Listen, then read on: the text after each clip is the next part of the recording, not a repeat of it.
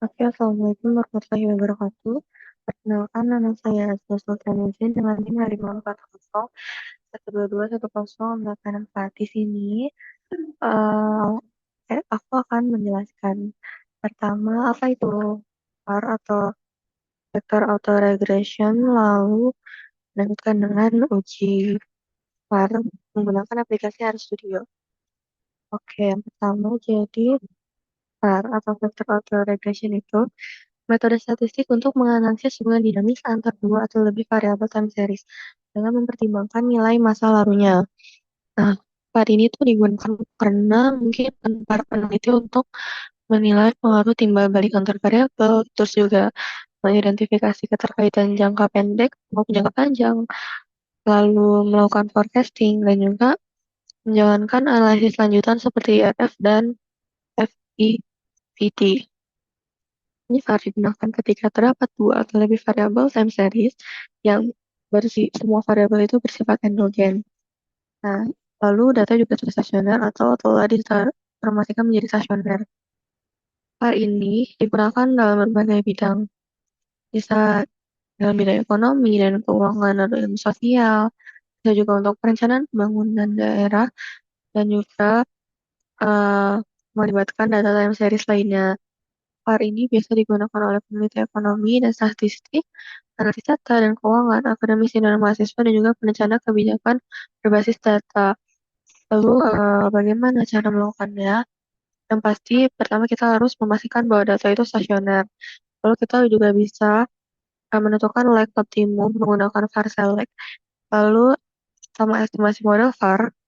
Lalu, uji stabilitas dan kointegrasi, dan dilanjutkan dengan analisis KRF, FFVD, dan juga Granger causality. Oke, selanjutnya saya mau uji demo filter autoregression menggunakan aplikasi Android. Aku udah masukin ya rumusnya dan ke dalam aplikasi RStudio ini. Ini rumusnya udah lengkap yang bakal kita pakai buat uji VAR. Nah, kita boleh nih pertama masukin dulu datanya yang mau kita uji. Kita klik file lalu import dataset from Excel. Nah, kita urus saja. Oke, ini pakai data ini IPM. Data di sini tuh aku pakai data Dinas Pertumbuhan Pembangunan Manusia dan juga Pertumbuhan Ekonomi. Ini kita mau rename aja datanya menjadi data. Lalu kita import. Nah, ini data kita udah masuk semua. Kita udah berhasil import data ke RStudio ya. Oke. Nah, kalau udah kayak gini tuh, kita pertama mau install nih semua package yang kita butuhin. Di sini aku udah punya, tapi aku nyontohin. Nah, kita bisa langsung blok semuanya ini, lalu kita klik run. Nah, itu berarti tandanya udah ada package yang keinstall, karena sebelumnya kan aku udah uji coba juga.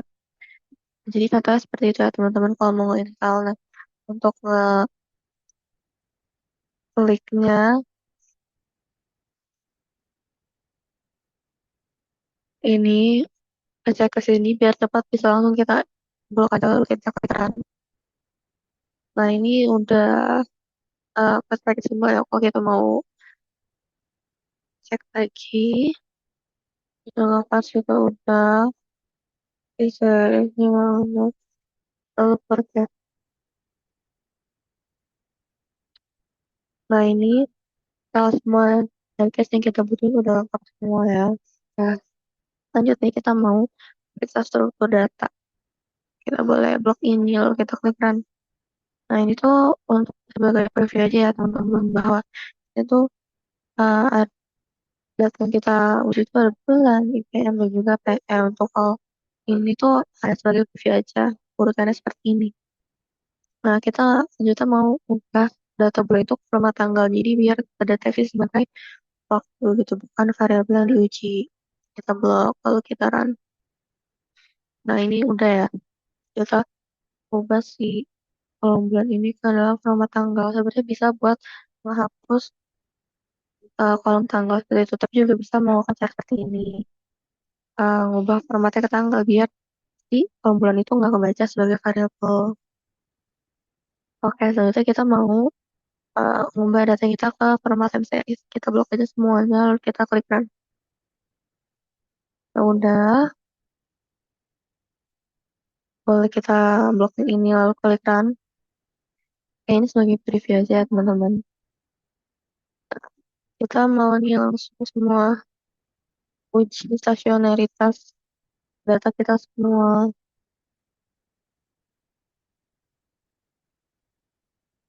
Nah, ini udah kita mau nampilin hasil dari uji stasionaritas data tadi. Kita ini kita klik run.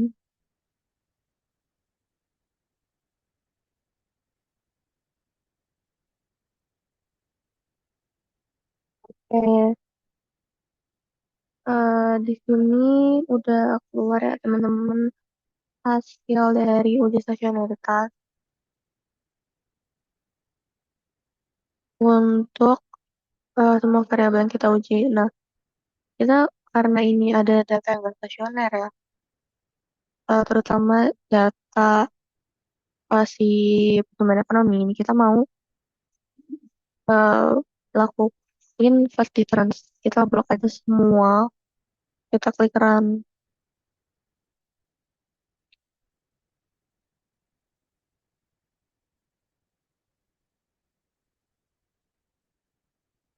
Nah, ini kan kita mau nampilin hasil, langsung aja ke sini. Kita mau nampilin hasil dari si uji first difference kita. Nah, ini sudah stasioner ya teman-teman. Nah, dari data IPM sendiri ini sudah stasioner dengan ditandakan oleh p-value-nya lebih kecil daripada 0,05. Lalu untuk p-nya juga sudah stasioner, dia lebih kecil daripada 0,05. Jadi kita mau nentuin like ya, kita blok, kita klik run.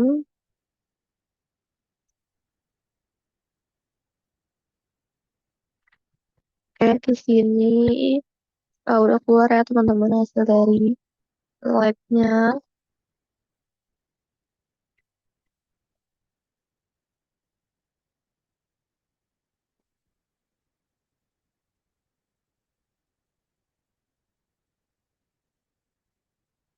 Ini uh, muncul loh. Ini tuh ada di sini di variabel IPM maupun itu dia hasil like itu 3. Ini tuh bisa kita pakai buat dimasukin ke rumus selanjutnya itu nilai like gitu. Berarti like yang optimal itu berada di like 3 karena dia yang paling banyak. Dia disebutkan 2 kali. Nanti kita boleh masukin modelnya, kita blok ini lalu kita tekan. Nah, ini benar teman-teman nilai dari like-nya tersebut. Kita lihat di sini kalau banyak itu ya masih banyak. Kita bisa lihat yang variasi juga correlation atau dari si disparate tersebut mau uji pas uh, kausalitas bentuk begitu sampai ini aja. Nah, ini untuk yang IPM. Nah, ini kita uji kausalitas Granger itu. Ini untuk yang apakah IPM menyebabkan PE, bisa kita lihat di sini.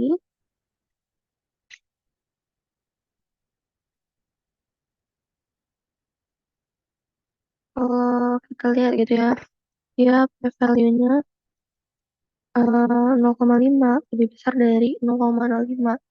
Jadi eh, gagal untuk menolak hipotesis nol. Itu berarti tidak ada bukti yang cukup buat nyatain kalau IPM itu bisa menyebabkan PE lewat uji Granger ini.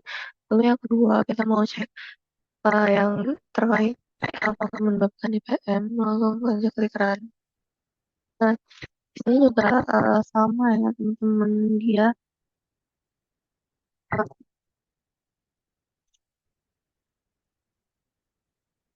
PVL-nya 0,6 yang mana dia juga tidak berkaitan gitu. Jadi dua-duanya itu tidak menyebabkan hal lain. Kita mau uji forecasting. Coba ada background di sini. Saya mau nampilin dari hasil forecasting ini. Kita bisa lihat nih kalau eh,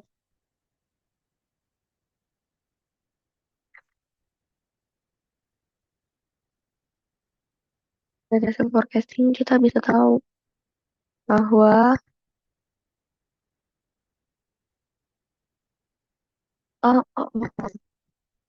ini kita karena datanya masih seperti ini ya kita mau langsung ke visualisasi permodalan aja biar gampang. Klik kan. Nah, kalau kita lihat di sini kan lebih gampang baca lewat grafik. Kalau kita lihat di sini, forecast itu dia dari masa-masa tuh naik gitu ya. Itu yang indeks pembangunan manusia berarti dia semakin dari tahun ke tahun eh, dia tuh semakin meningkat. Kalau untuk PI ini sebenarnya dari 0 sampai 25 mungkin dia tuh stabil ya, tetapi menurun gitu di angka ke 30. Berarti bisa kita simpulkan bahwa yang event itu dia mengalami kenaikan seperti itu. Dan lalu kita mau lihat nih gimana IPM mempengaruhi PS selama 12 periode. Nah, kita lihat di sini em, untuk IRF atau Impulsive Response Function ini bisa langsung ada hasil dari grafiknya. Ini bisa kita lihat bahwa em, garis merah ini ada berbeda ya teman-teman. Dari atas maupun dari bawah seperti itu. Terus kita mau lihat yang kontribusi dalam menjelaskan variabel lainnya. Oke, ini hasilnya dari seperti ini. Nah, selanjutnya kita mau nih lihat uji autokorelasi residual. Dalam blok yang ini, kalau kita klik run. Nah, kita bisa lihat di sini ya, bahwa di eh, data hmm, lewat fermented test,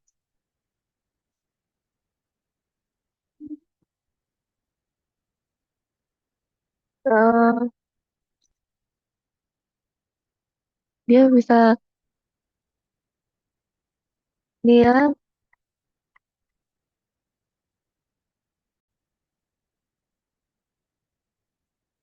pakai sesuai dengan hasil sebelumnya bahwa PPM tidak berpengaruh terhadap PM maupun PA juga tidak berpengaruh terhadap PPM. Di sini muncul lewat grafik ya teman-teman. Di sini tuh IPM tidak terlalu berpengaruh terhadap PS. Sebaliknya juga uh, tidak terlalu berpengaruh terhadap IPM.